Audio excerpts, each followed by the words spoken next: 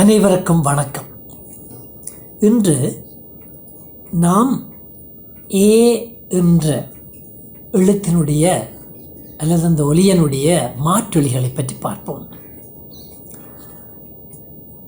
ஏ என்ற எழுத்துக்கு ஏ ஏ என்ற இரண்டு மாற்றொலிகள் உள்ளன. இந்த ஏ எழுத்தாக மொழி முதலிலே மட்டும்தான் வரும்.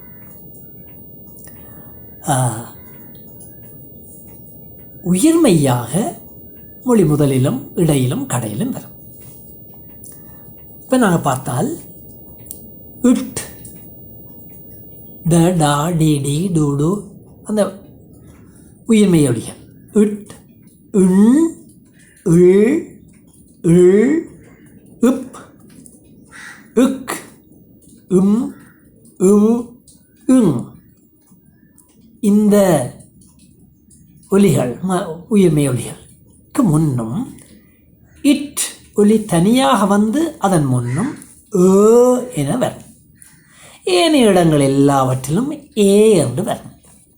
உதாரணத்துக்கு பார்ப்போம். இப்பொழுது இட், ட, டா, டி, டி இதுக்கு 2-3 உதாரணத்தை பார்ப்போம்.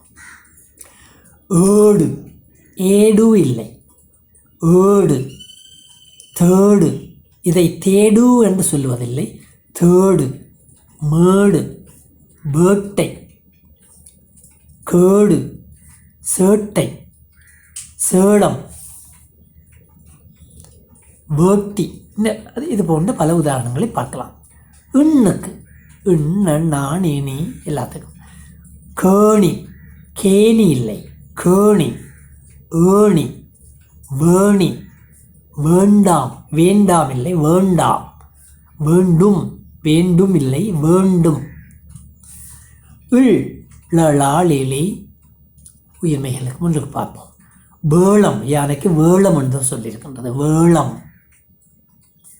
ஏழு, ஏழை, ஏழமை. அடுத்த லானாவுக்கு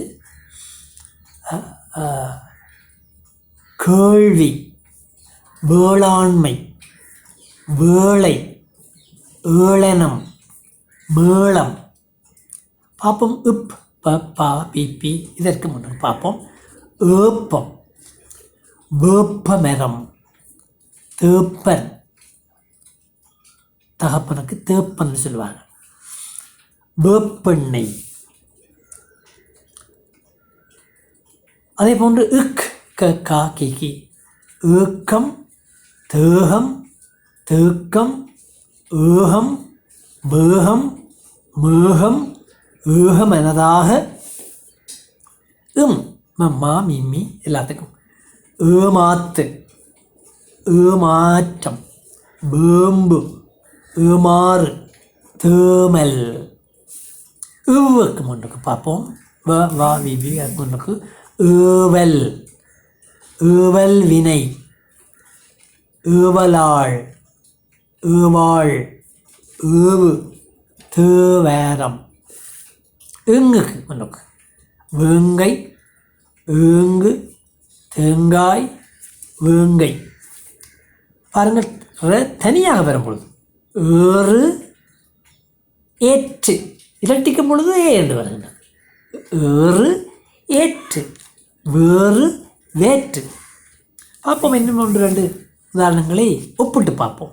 வேலை, வேளை, வேதம், வேகம், மேகம், தேனி, கேணி. பார்த்தீர்களா?